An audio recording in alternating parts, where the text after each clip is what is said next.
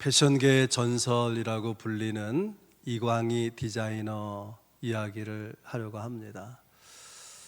과거에 우리나라의 톱 배우들의 옷을 디자인한 것뿐만이 아니고 우리나라 대통령 영부인 5명의 옷을 디자인하고 현대 재벌 가문에서 3대째 물려입는 웨딩드레스를 만들고 일본의 손정희 회장 가문의 또 웨딩드레스를 만든 것으로 유명한 분입니다. 탤런트 가운데 김혜자라는 분이 남수단에 있는 톤주에 가서 봉사한다는 소식을 듣고 어떤 마음으로 어떤 열심으로 그렇게 열심히 가는지 궁금해서 구경 삼아 따라 나섰다가 큰 충격을 받습니다. 톤주 상황이 얼마나 힘든지 얼마나 열악한지 계란을 먹으려고 깼는데 노른자가 없는 거예요. 저는 매일 계란을 먹는데 한 번도 노른자가 없는 계란 본 적이 없어요. 이 상황이 얼마나 심각한지 알 수 있는 거죠. 그러다가 이분이 나눔을 실천하고 봉사하게 된 사건 하나를 만나게 됩니다. 어떤 꼬마 소년이 물고기를 잡아가지고 집으로 돌아오는데 그거면 굶주린 가족이 얼마 먹을 수 있는 양이죠.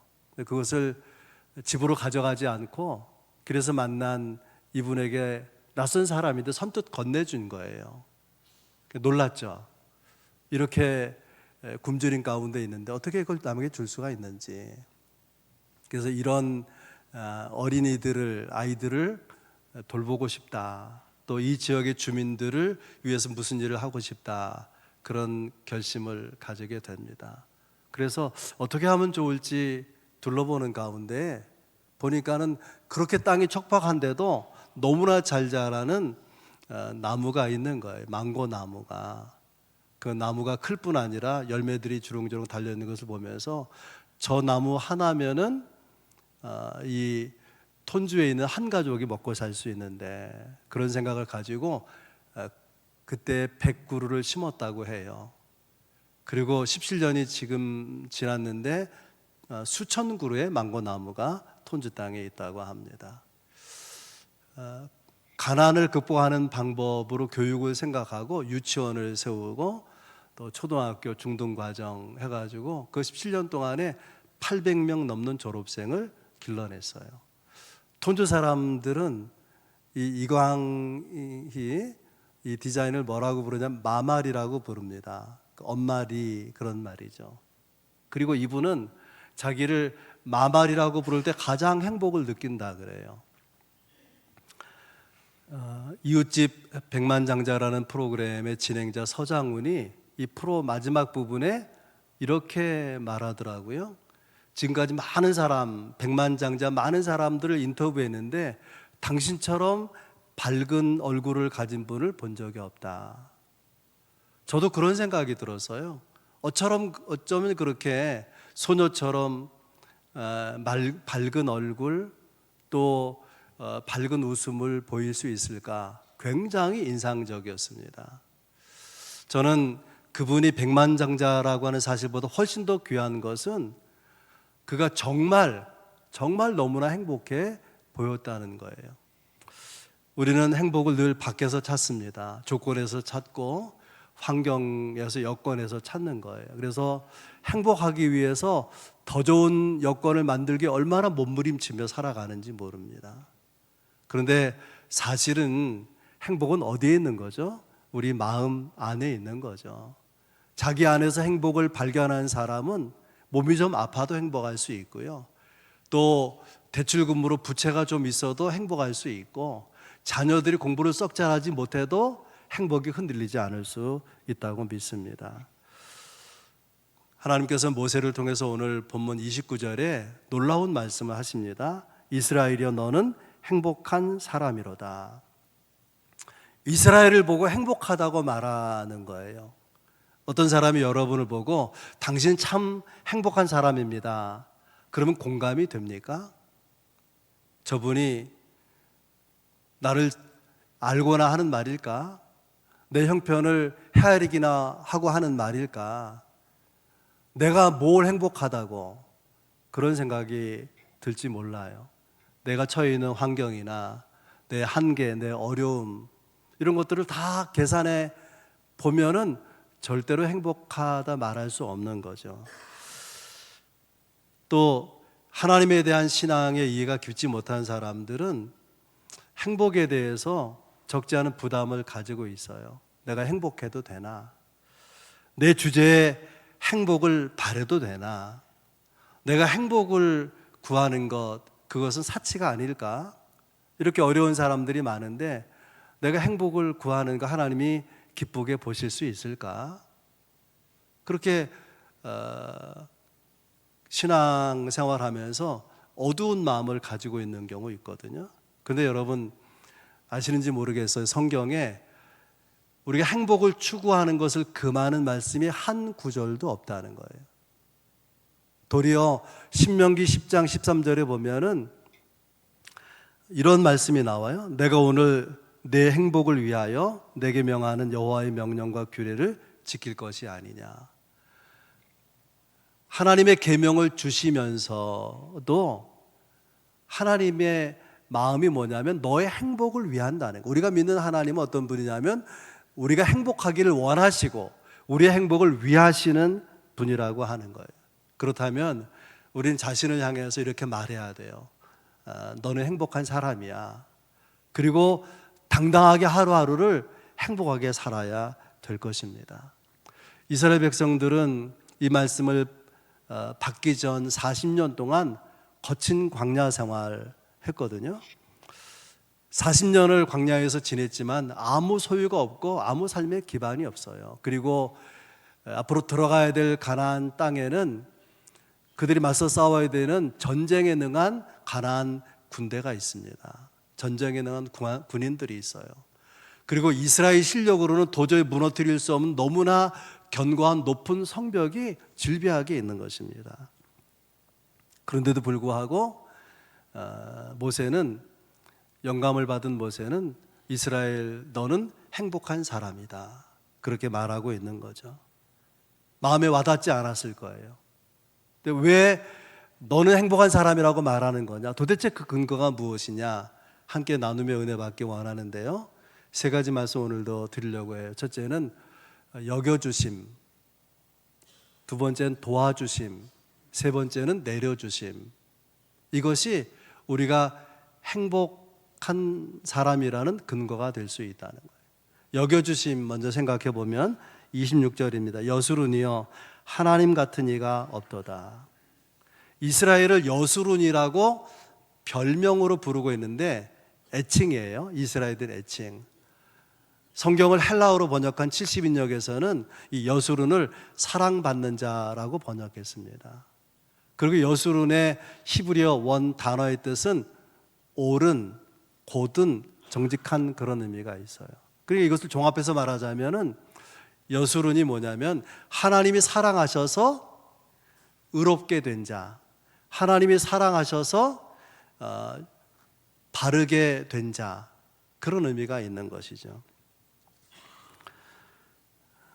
이스라엘의 지나온 삶을 생각하면은 이스라엘은 사랑을 받을 자격이 없고요. 또 은혜를 받을 자격, 하나님의 선택을 받을 자격이 없어요. 광야 40년 동안에 저들의 삶은 불평과 원망, 교만, 온갖 여러 가지 죄악들 가득하지 않습니까? 아무 자격이 없어요. 그런 이스라엘 향해서 여수른이다, 하나님의 사랑을 받는 자다, 의로운 자다, 그것은 어울리지 않는 표현인 거죠. 그럼에도 불구하고 의로운 자라고 말하는데 정말 사랑하셔서 의로워진 자가 누구냐 생각해 보면 예수 믿는 그리스도인인 우리들입니다. 29절 다시 읽어보면 이렇게 되어 있어요. 이스라엘이 너는 행복한 사람이로다. 여호와의 구원을 너같이 얻은 백성이 누구냐. 하나님은 이스라엘 행복한 사람이라고 말하면서 구원에 대해서 이야기합니다. 구원이 뭘까요? 구원은 예수 믿고 우리가 죄사함 받은 결과죠. 그리고 죄로 인해서 죽을 수밖에 없는 운명이 바뀌어서 죽지 않고 영생하게 된 것을 우리는 구원이라고 말합니다. 또 구원받은 사람은 신분이 바뀌죠. 하나님의 자녀라는 신분이 바뀌고요. 이 땅에 살지만 영원한 하나님의 나라를 약속받은 존재가 되지 않습니까? 하나님의 관점으로 볼 때에 누가 행복한 사람이냐? 하나님의 행복의 기준은 무엇이냐? 그것은 구원이라는 거예요. 구원. 그러니까 우리가 구원받았다는 그 의미가 무엇인지를 제대로 이해하고 있다고 하면은 구원받은 이 한 가지 사실만 가지고도 충분히 행복할 이유가 있다 그 말이에요. 저는 그래서 매일 새벽에 구원받은 사실을 감사하고 구원받은 사실로 인해서 하나님께 영광을 돌리고 매일 그런 기도를 드려요. 문제는요, 이렇게 말한다고 할지라 너는 행복한 사람이라, 너는 예수 믿고 구원받은 사람이라 그렇게 말해도 이게 잘 마음에 와닿지를 않는 거예요. 여러분, 우리 마음속에 당연히 있어야 될 행복감, 그거 왜 사라져버린 것입니까? 누가 뺏어가 버린 것입니까? 우리 삶에서, 우리 마음에서 행복을 뺏어간 강도는 도대체 누굽니까? 그것은 우리 자신이죠. 이런 말이 있습니다. 사람은 행복하게 살기로 선택한 만큼 행복하다. 행복을 선택한 만큼 행복하다는 거예요. 사람들은요, 안타깝게도 행복을 선택하는 것이 아니라 불행을 선택해요. 그가 말하는 것을 들어보면 이 사람이 행복한지 불행한지를 알 수 있어요. 사람의 말을 두 종류로 나눌 수가 있어요. 행복한 사람의 언어가 다르거든요. 어떻게 말하느냐? 사랑해, 미안해, 고마워, 괜찮아, 힘내, 기도해 줄게, 너는 할 수 있어, 잘 될 거야, 그럴 수도 있지 뭐, 당신 때문에 행복해. 여러분의 언어에 들어있는 표현입니까? 불행한 사람의 언어는 이렇게 됩니다. 죽겠어, 네 탓이야, 보기도 싫어, 될 대로 되라지 뭐, 짜증나, 되는 게 없네, 안 보면 그만이지 뭐, 복도 지지리도 없어, 마음에 맞는 사람 하나도 없어, 내가 뭘 잘못했다고. 이런 언어를 가진 사람은 불행을 선택한 거예요. 불행할 수밖에 없습니다. 하나님은 우리를 어떻게 여겨주시느냐, 어떻게 보아주시느냐, 사랑받는 자라고, 의로운 자라고 여겨주십니다. 그래서 결론적으로 말하는 표현이 너는 행복한 사람이라 말하는 거죠. 하나님이 이스라엘 향해서 또 그리스도 안에서 우리를 향해서 하나님 뭐라고 말씀하십니까? 너는 행복한 사람이야. 그럼 우리는 어떻게 느껴야 될까요? 나는 행복한 사람이라고 여겨야 돼요, 자신을. 그리고 행복을 선택하며 살아가야 될 것입니다. 90이사가 된 어떤 노인이요, 아내를 잃었어요. 상처를 하고 나이 들어서 몸도 이렇게 불편한데 혼자 살기가 어렵다 생각하고 유료 양로원에 들어가기로 하고 찾아갔습니다. 그랬더니 그 양로원 직원이 아주 친절하게 설명을 하는 거예요. 여러 시설을 보이면서 또 복도를 지나가면서 방들을 보이면서 할아버지, 이 방이요 얼마나 햇살이 잘 들어오는지 몰라요. 그리고 방에 소파가 멋지지 않습니까? 그렇게 설명을 쭉 하는 거예요. 그러자 이 할아버지가 이렇게 말합니다. 그렇게 길게 설명하지 않아도 됩니다. 나는 만족합니다. 괜찮습니다. 그랬더니 직원이 이렇게 이어서 말하는 거예요. 아니 그래도 할아버지 지낼 방은 보셔야죠. 보시면 정말 마음에 들 겁니다. 그랬더니 이 할아버지가 이렇게 말하는 거예요. 그 방이 마음에 들지 안 들지는 가구 배치와 소파와 아무 상관이 없습니다. 내 마음이 어떤가에 달려있기 때문에 그래요. 그러니까 그렇게 길게 설명 안 해도 됩니다. 충분합니다. 저는 만족합니다. 그렇게 말했다는 것입니다. 멋있게 나이 든 분 아닙니까? 이런 마음이 얼마나 귀한 거예요.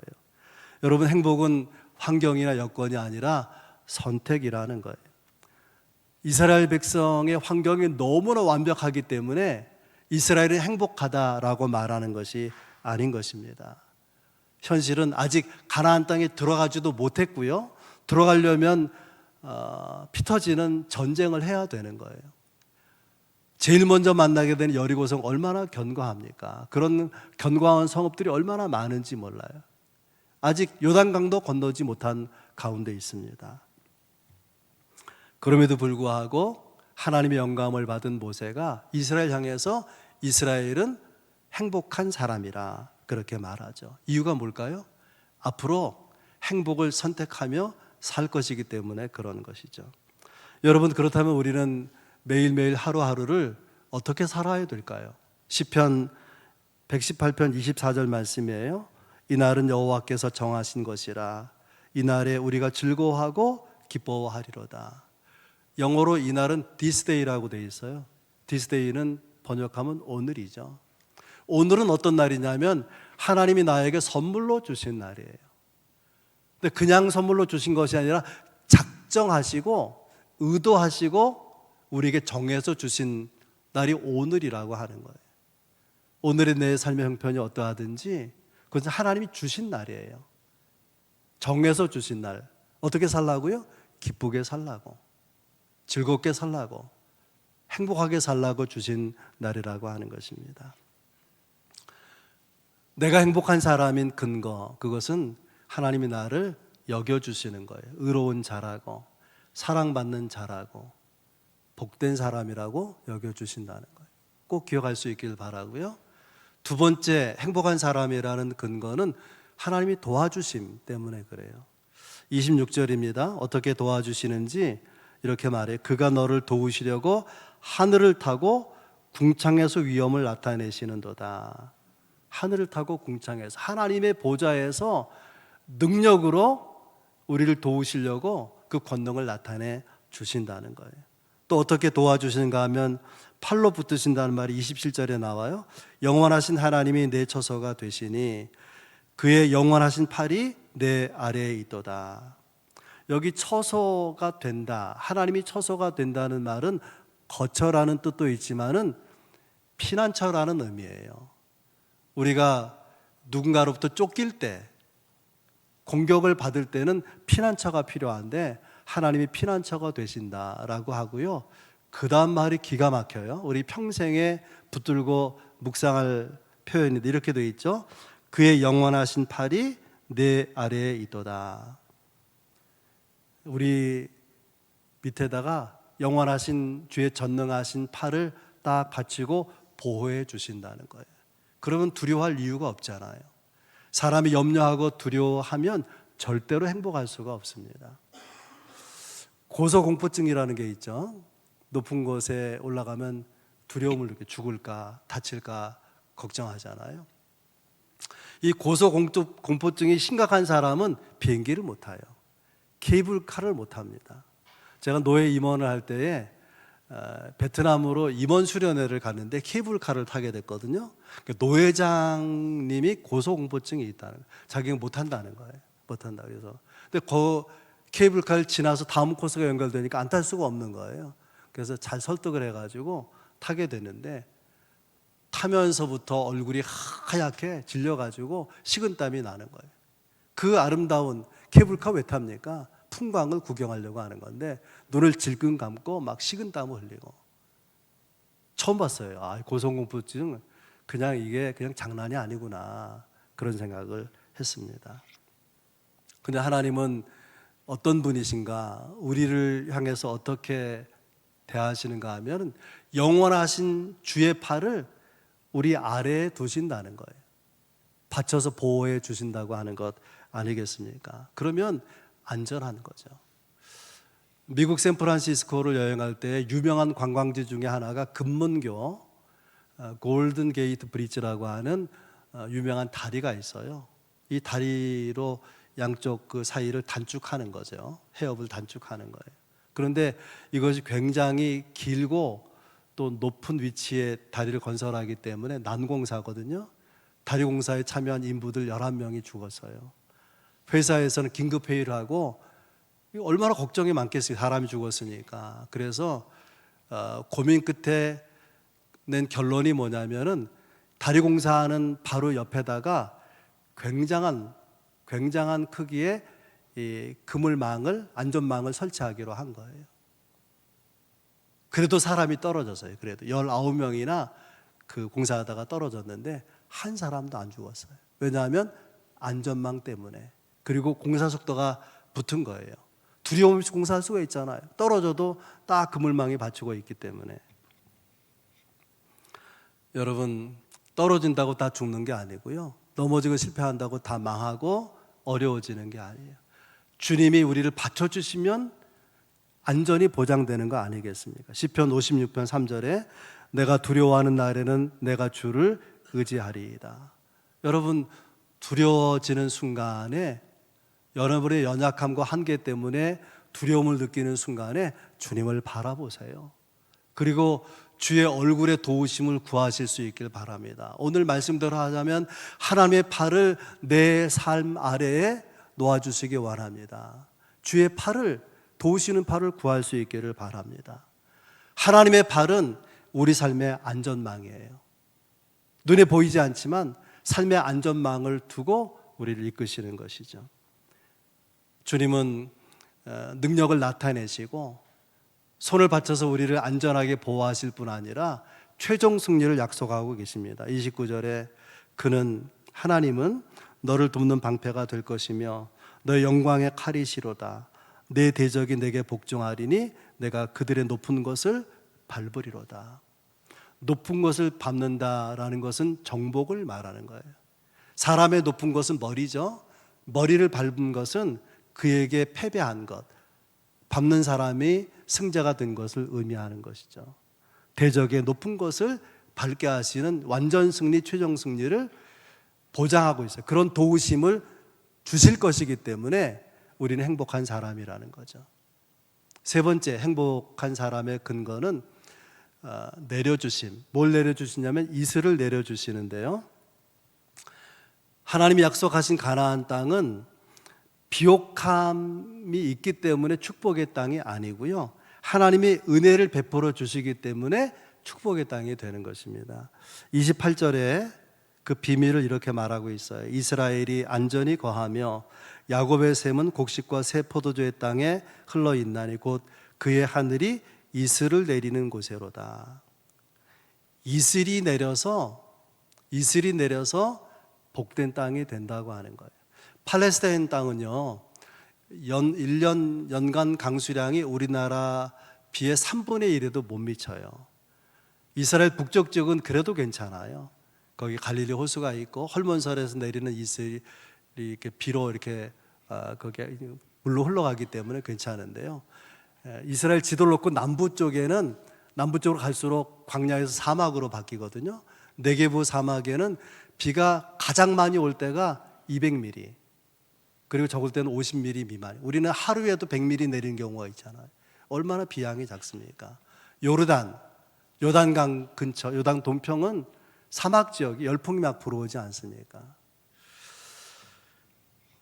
그런데 어떻게 살 수 있느냐? 하늘에서 이슬이 내리기 때문에 가축도 기르고 또 식수로도 삼고 생활용수도 삼고 살아갈 수가 있게 되는 거죠. 하나님이 은혜를 베푸시는 것을 이슬을 내리는 것으로 설명하는데, 이슬의 이미지 두 가지가 있어요. 이슬은 어느 나라에 내리든 어느 지역에 내리든 이슬은 두 가지 이미지가 있는데, 첫째는 매일 내린다는 거예요. 매일 하나님의 내리시는 은혜가 매일같이 우리에게 주어진다는 거죠. 호세아서 14장 5절이에요. 너무나 소중한 말씀인데 여러분이 마음에다가 묵상하면 좋을 것 같아요. 호세아 14장 5절, 내가 이스라엘에게 이슬과 같으리니 그가 백합화 같이 피겠고 레바논 백향목 같이 뿌리가 바뀔 것이라. 너무나 감동적인 말씀이에요. 생각해 보면 하나님이 나에게 이슬이 되어 주신다는 거예요. 사막도 이슬이 내리면 사람 살 수 있어요. 하나님이 내게 이슬이 되어 주신다는 것입니다. 그러면 어떤 변화가 일어나느냐? 두 가지 변화가 있는데, 첫째는요, 백합화 같이 삶이 필게 될 것이라는 거예요. 백합화는 가장 아름다운 꽃, 가장 향기 있는 꽃의 상징이죠. 그래서 예수님께서 마태복음 6장에서 이렇게 말씀하십니다. 솔로몬의 모든 영광으로도 입은 것이 이 꽃 하나만 같지 못하니라.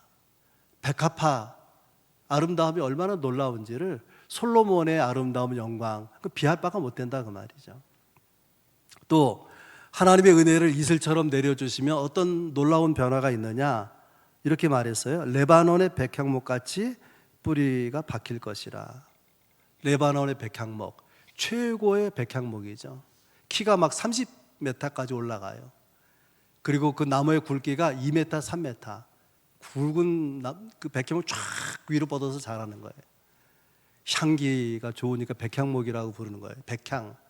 그리고 나무를 켜면 나뭇결이 너무너무 아름다워서 고급 가구를 만들든가 하는 사용하는데, 성경에 보면 이 백향목이 이렇게 아름다운 향기 있는 나무이기 때문에 다윗이 궁궐을 지을 때 사용하고요, 그리고 성전을 지을 때 백향목을 가지고 사용을 했습니다. 더 놀라운 것은 성경에 하나님의 손에 붙들려서 영광스럽게 쓰여지는 탁월한 지도자를 백향목 같다 그렇게 말합니다. 하나님의 은혜의 이슬이 내리지 않고 위대하게 쓰임받는 일꾼들이 있는가요? 한 사람도 없습니다. 매일같이 하나님의 은혜가 임하게 되면 사람이 달라지는 거죠. 커지는 거예요. 견고해지는 것입니다. 아름답고 존귀하게 되고 강풍에도 흔들리지 않는 그런 존재, 그런 삶이 되지 않겠습니까? 이슬의 첫 번째 이미지가 매일 내리는 거였다면, 두 번째 이미지는 밤에 내린다는 거예요. 밤에. 민수기 11장 9절입니다. 밤에 이슬이 진영에 내릴 때에 만나도 함께 내렸더라. 이스라엘이 아침에 일어나서 거두게 되는 만나는 아침이 오기 전 밤에 내린 거죠. 밤마다 이슬이 내리는 거예요. 밤마다. 여러분 아시는지 모르겠어요. 하나님의 은혜는요, 우리 인생의 밤에 더 강하게 크게 우리에게 임하는 것입니다. 내 삶이 실패했을 때, 내가 아플 때, 내 삶의 한계를 느꼈을 때, 어떤 일로 인해서 내가 너무너무 힘들어하고 절망을 느낄 때에 하나님은 더 강하게 은혜의 이슬을 허락하신다는 거예요. 근데 하나님이 내리시는 은혜가요, 여러분 이슬이 내리는 걸 우리가 보지 못하죠. 이슬 내리는 거 보셨습니까? 우리가 보지 못하는데 이슬이 내리고요, 또 이슬이 내리는 소리가 들리지 않아요. 그런데도 소리 없이 흔적 없이 찾아와서 땅을 적시고 나무와 또 이렇게 이파리들을 다 이슬로 적시지 않습니까? 우리는 하나님의 도우시는 은혜가 들리지 않고 보이지 않기 때문에 답답해하죠. 하나님, 내가 기도하는데 왜 대답하지 않으십니까? 왜 말씀해 주시지 않습니까? 하나님의 역사를 구하는데 하나님의 일하심이 아무것도 느껴지지 않습니다. 그 답답해 하기도 합니다. 여러분, 아침에 햇살이 비치면 밤에 내렸던 이슬이 땅에, 나무에, 이파리에 내려앉은 것을 보게 되지 않습니까? 하나님이 그렇게 일하신다고 하는 거예요. 우리 인생의 새 아침이 밝아올 때에 지난번에 응답이 없었다고 답답해한 그때 이슬이 내리고 있었구나, 그것을 발견하고 확인하게 되는 거죠. 하나님은 우리를 보호하시고 또 인도하시고 하나님의 은혜를 마치 새벽 이슬같이 그렇게 우리가 아는 가운데도 모르는 가운데도 매일매일 은혜를 베풀고 계신 것입니다. 그래서요, 우리가 사는 것은 은혜로 사는 거예요. 수많은 은혜로 우리가 살아온 것입니다. 하나님이 베푸시는 은혜가요, 그것은 당연한 은혜가 아니에요. 당연한 은혜는 하나도 없습니다. 하나님 왜 은혜를 베푸시느냐? 사랑하시기 때문에. 왜 사랑하시느냐? 그리스도 때문에. 우리는 사랑받을, 은혜 받을 자격이 하나도 없지만 그리스도 안에서 우리를 의로운 자라고 사랑스러운 자라고 여겨주시고 매일같이 또 우리 삶에 힘든 밤 시간에 더 큰 은혜를 베푸시는 것입니다. 여러분, 하나님의 기대가 뭘까요? 새벽 이슬 같은 은혜를 베푸시는 하나님의 기대는 그 은혜에 감사하라는 거죠. 그 은혜를 인해서 기뻐하라는 거예요. 얼굴을 펴고 행복하게 힘이 있게 살아가라고 하는 것입니다. 그런 삶의 변화와 결단과 소망이 여러분 가운데 있기를 주의 이름으로 축복합니다. 좋으신